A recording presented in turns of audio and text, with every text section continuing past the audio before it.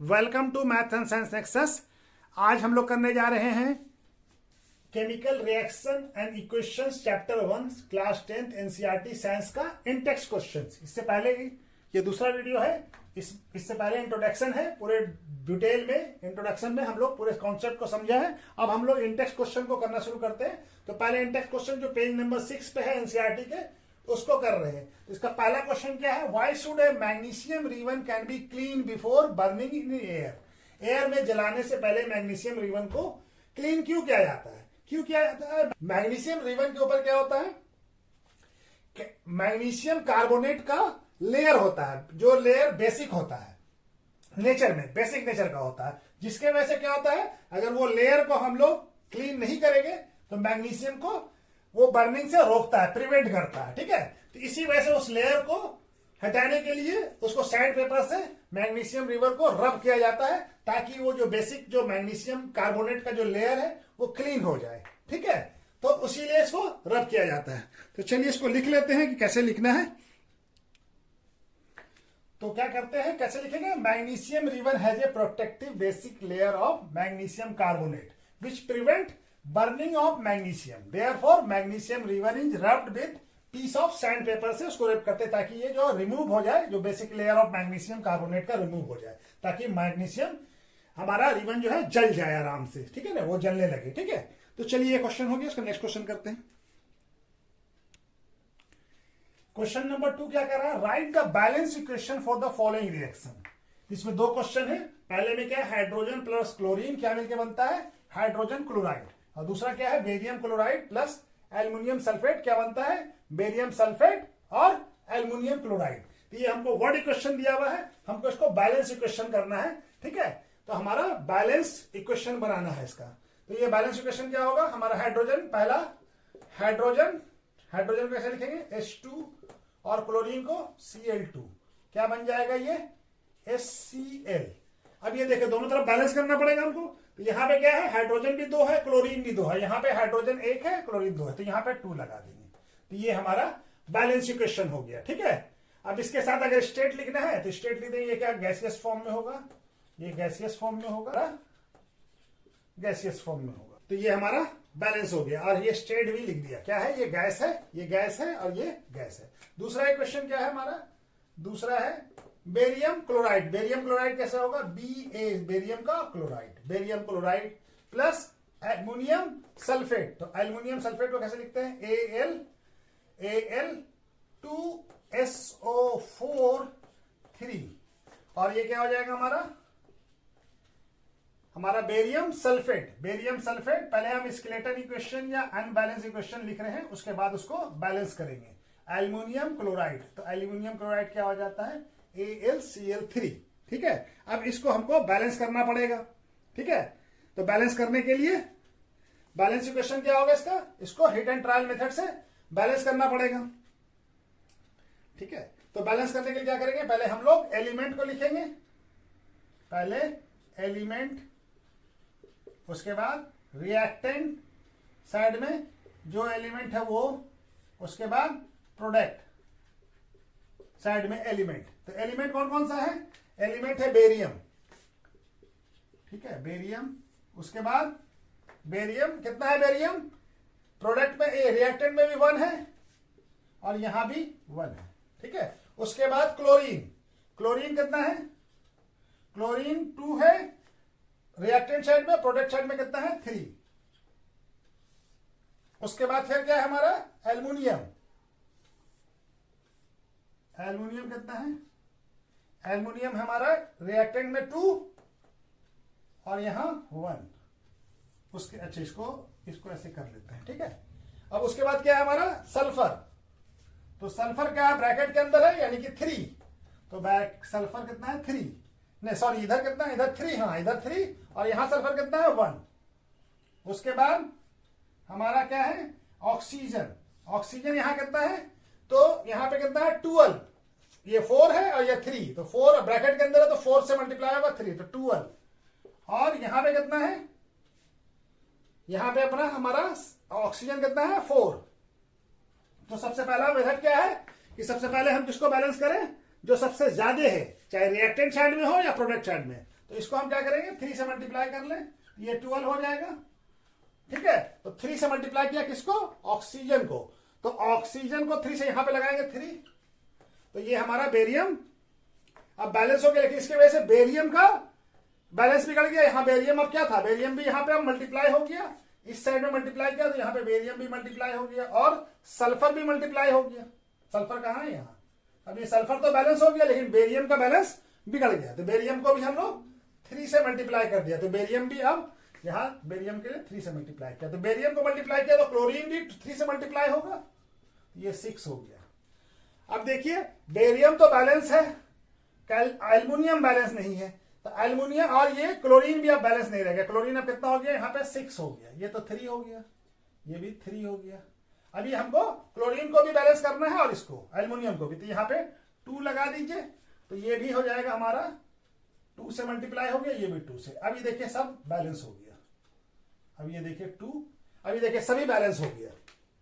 ठीक है, अब देखिए सभी बैलेंस हो गया, तो क्या हो गया 3BlCl2, 3 बेरियम और ये L2, सभी देखिए। अब ये बैलेंस इक्वेशन है। अब इसका स्टेट भी लिख देना होगा, तो स्टेट क्या है इसका, सॉलिड, इसका भी स्टेट क्या है, सॉलिड, और बेरियम सल्फेट भी पार्टिसिपेट फॉर्म में होगा सॉलिड, और ये भी सॉलिड। ठीक है, तो ये हमारा स्टेट हो गया। ठीक है, तो ये हमारा सॉलिड फॉर्म में होगा, तो स्टेट भी लिख दिया, तो ये बैलेंस इक्वेशन हो गया। ठीक है, चलिए उसके बाद दूसरा क्वेश्चन करते, तीसरा क्वेश्चन नंबर 3 क्या करें, इसमें 2 क्वेश्चन है, एक ही क्वेश्चन लिखा है कि बैलेंस भी करना पड़ेगा। Right a balance chemical equation with state symbol for the state भी बताना है फॉर द फॉलोइंग रिएक्शन।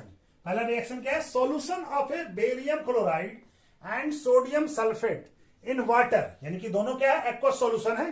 ठीक है, इन वाटर में, तो give insoluble barium sulphate and solution of sodium chloride. तो पहले हम इक्वेशन लिख लेते हैं, बेरियम क्लोराइड BaCl2 के साथ है सोडियम सल्फेट, तो सोडियम सल्फेट Na2SO4, ये रिएक्शन क्या है, और give insoluble barium sulphate, barium sulphate दिया, और हमारा क्या है, सोडियम क्लोराइड।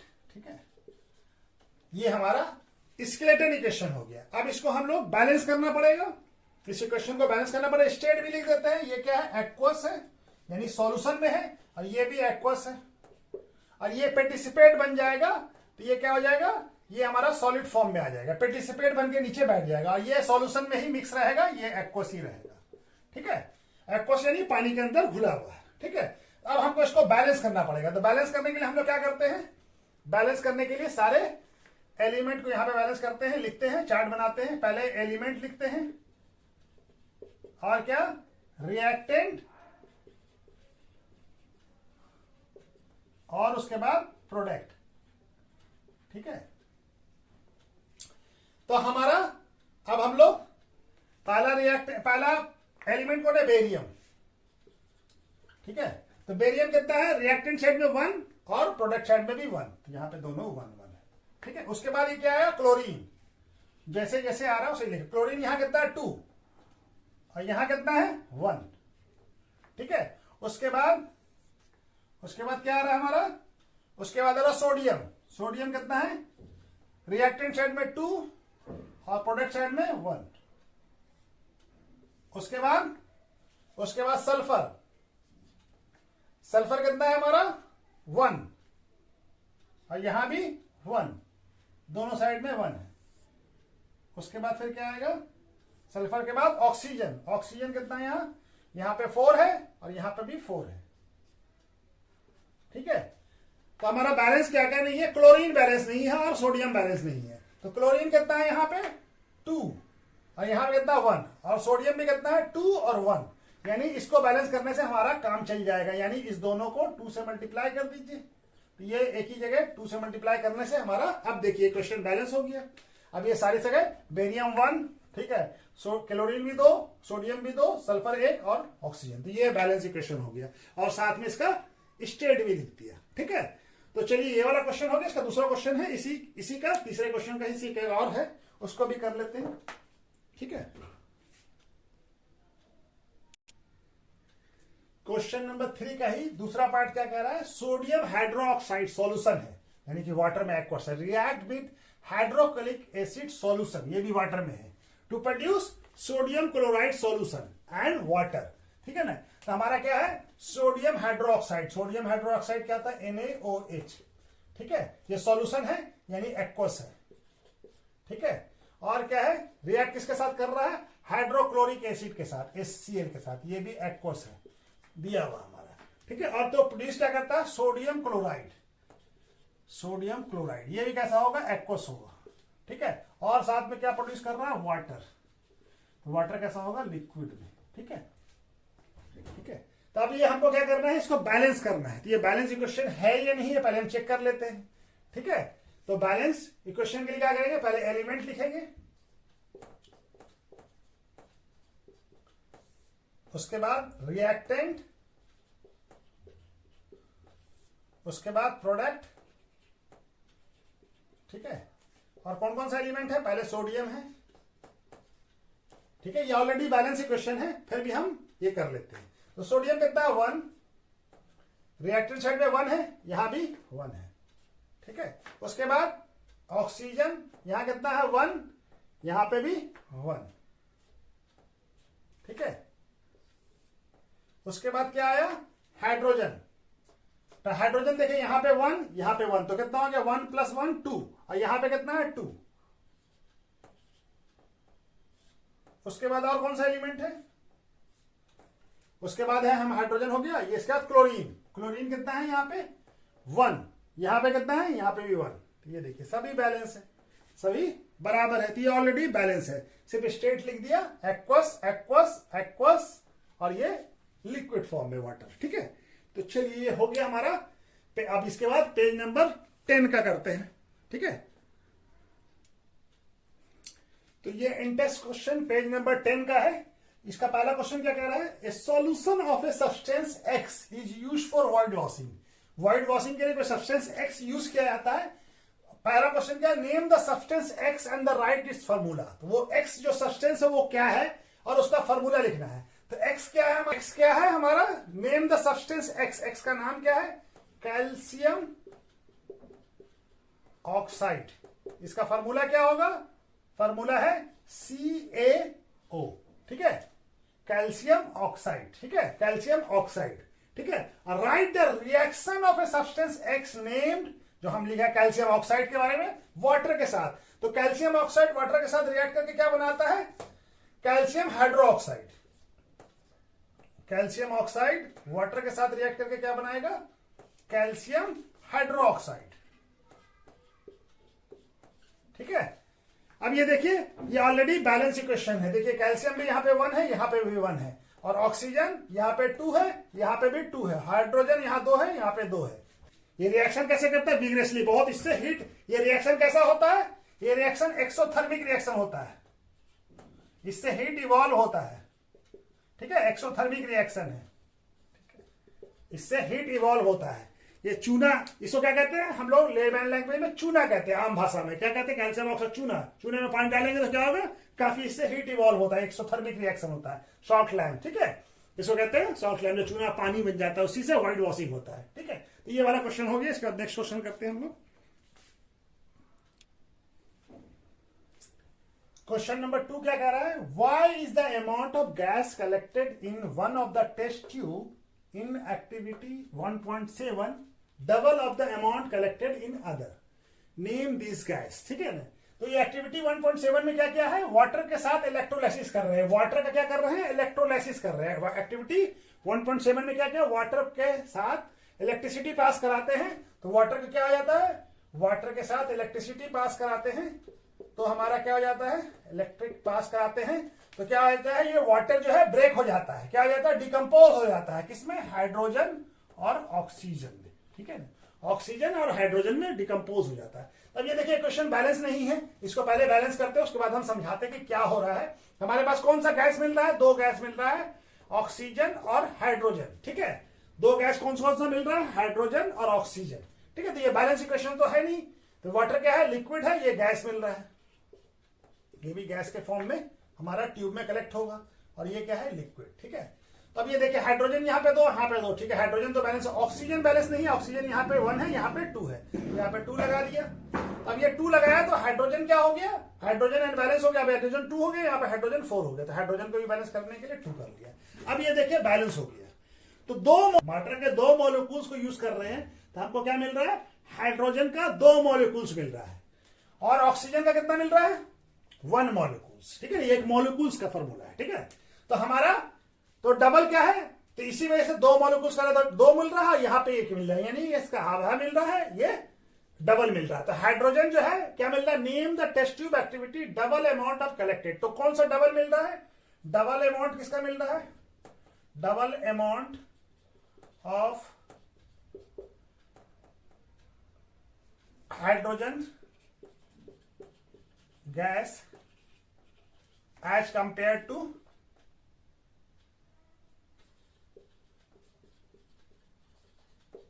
Oxygen gas. ठीक है, ऑक्सीजन का डबल मिल रहा है, और दोनों गैस का नाम क्या है, एक हाइड्रोजन और दूसरा गैस कौन सा है, ऑक्सीजन। ठीक है,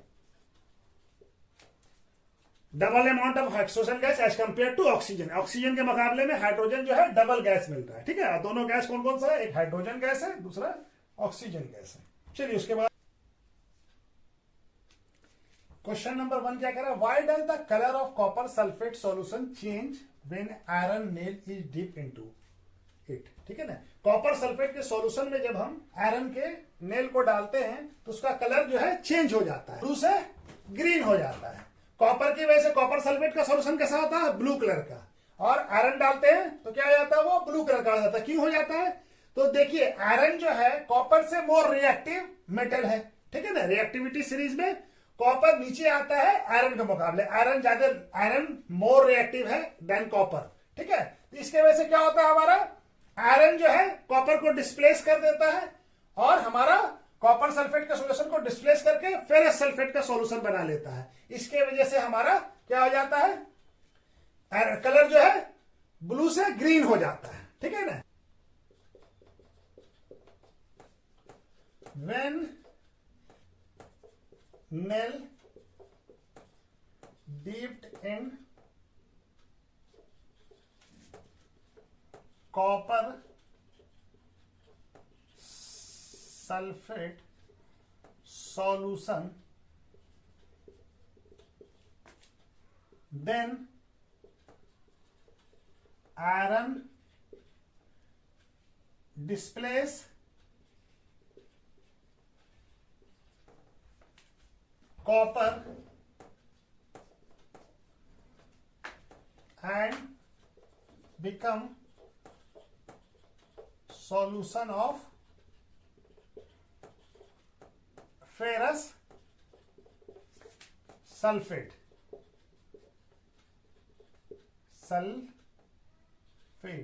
sulfate। ठीक है, sulphate. Due to this color of blue copper sulfate solution become green color of ferrous sulfate, because iron is more reactive than copper।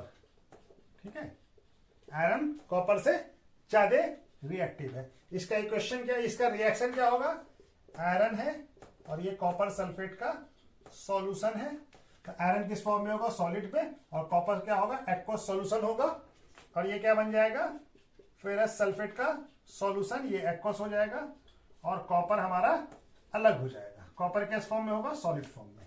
ठीक है, तो ये बैलेंस इक्वेशन है। ठीक है, ये ऑलरेडी बैलेंस है, तो ये हमारा कॉपर Cu। ठीक है ना, ये सॉलिड फॉर्म है, ये इक्वेशन होगा। ठीक है, तो चलिए ये वाला क्वेश्चन भी हो गया, उसका नेक्स्ट क्वेश्चन करते हैं हम लोग।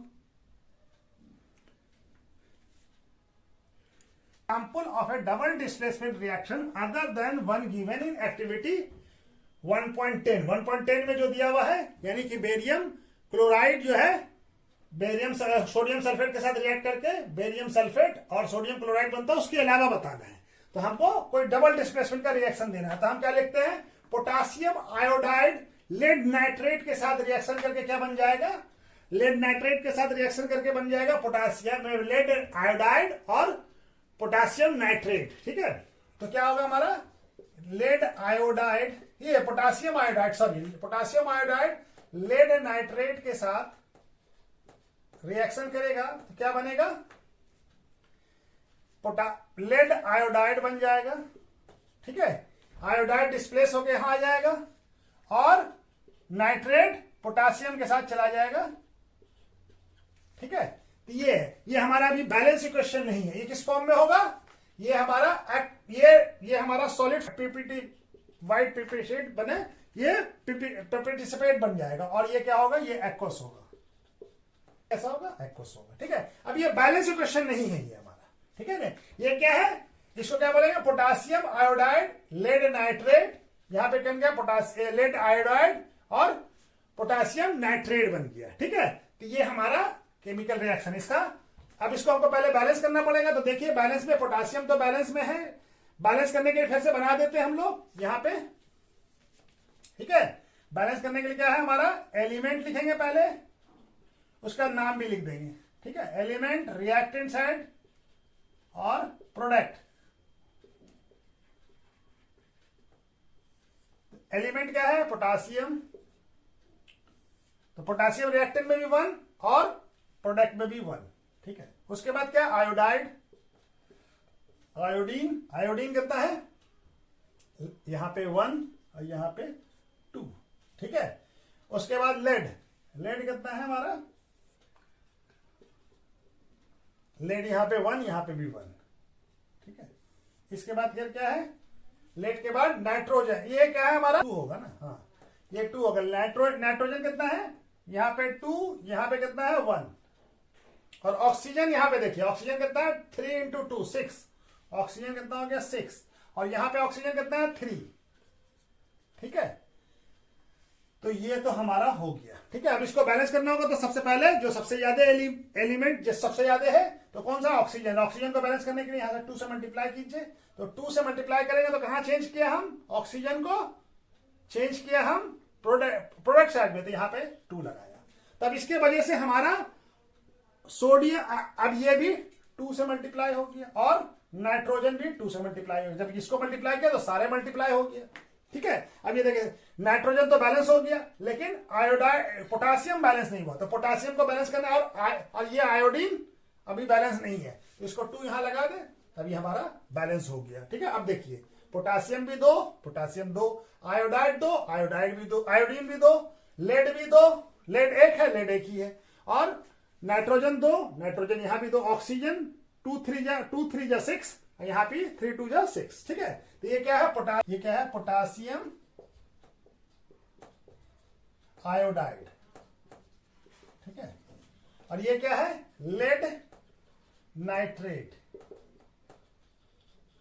और इसको क्या बोलेंगे, ये है लेड आयोडाइड, और ये क्या है, पोटासियम नाइट्रेट। ठीक है, तो नाम भी लिख दिया। ठीक है, तो चलिए क्वेश्चन हो गया, इसका नेक्स्ट क्वेश्चन करते हैं, जो लास्ट एक क्वेश्चन बचा हुआ है। क्वेश्चन नंबर 3 क्या कह रहा है, identify the substance that are oxidise and substance that are reduce in the following reaction. इस रिएक्शन, 2 रिएक्शन दिया हुआ हमको, इस दोनों रिएक्शन में हमको बताना है कि हमारा कौन सा आइटम ऑक्सीडाइज हो रहा है और कौन सा आइटम रिड्यूस हो रहा है। तो ऑक्सीडेशन किसको कहते हैं, ऑक्सीडाइज कब होता है, जब किसी के अंदर ऑक्सीजन का ऐड हो जाना, या हाइड्रोजन का रिमूव होना, या इलेक्ट्रॉन का लॉस करना, इसको ऑक्सीडेशन कहते हैं। रिडक्शन किसको कहते हैं, ऑक्सीजन का रिमूव होना, हाइड्रोजन का ऐड होना, या इलेक्ट्रॉन का गेन करना। ठीक है, तो यहां पे देखिए ये पहला इक्वेशन क्या है, 4Na, सोडियम क्या है, सॉलिड फॉर्म में है, और ऑक्सीजन क्या है, गैस फॉर्म में है, और ये क्या बन जा रहा है, सोडियम ऑक्साइड बन जा रहा है। ठीक है ना। तो देखिए सोडियम क्या हो रहा है, ऑक्सीडाइज हो जा रहा है। इसमें ऑक्सीडाइज कौन हो रहा है, सोडियम के साथ ऑक्सीजन ऐड हो गया, तो ऑक्सीडाइज कौन हो रहा है, ऑक्सीडाइज सब्सटेंस क्या है, सोडियम। ठीक है, और हमारा ऑक्सीडाइज कौन हो गया, सोडियम। और जब सोडियम ऑक्सीडाइज हुआ और ऑक्सीजन रिमूव हो गया, ऑक्सीजन खत्म हो गया, तो रिड्यूस कौन हुआ, रिड्यूस सब्सटेंस। इसमें रिड्यूस सब्सटेंस कौन सा होगा, रिड्यूस सब्सटेंस ऑक्सीजन है। ठीक है, ठीक है, ये ऑक्सीजन सोडियम के साथ मिल जा रहा है, तो ये पहले वाले में ये होगा। अच्छा, दूसरे में क्या है, कॉपर ऑक्साइड है, हाइड्रोजन गैस है, और क्या बन जा रहा है, कॉपर और वाटर। तो देखिए कॉपर ऑक्साइड था, ऑक्सीजन कॉपर ऑक्साइड से ऑक्सीजन निकल जा रहा है, तो यानी के साथ वो ऑक्सीजन ऐड हो रहा है, तो इसमें ऑक्सीडाइज कौन होगा, दूसरे वाले में ऑक्सीडाइज सब्सटेंस कौन होगा,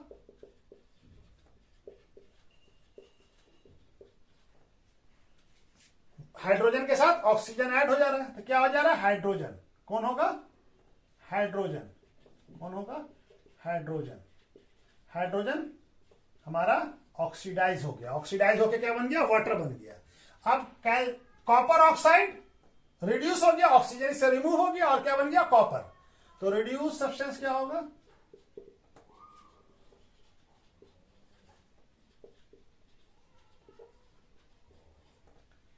रिड्यूस सब्सटेंस क्या होगा, कॉपर ऑक्साइड। कॉपर ऑक्साइड जो है रिड्यूस होकर क्या बन गया, कॉपर बन गया, ऑक्सीजन इससे रिमूव हो गया। ठीक है, तो चलिए इंटेक्स हो गया, इसके बाद फिर नेक्स्ट वीडियो में एक्सरसाइज करेंगे। ठीक है, ओके, थैंक यू।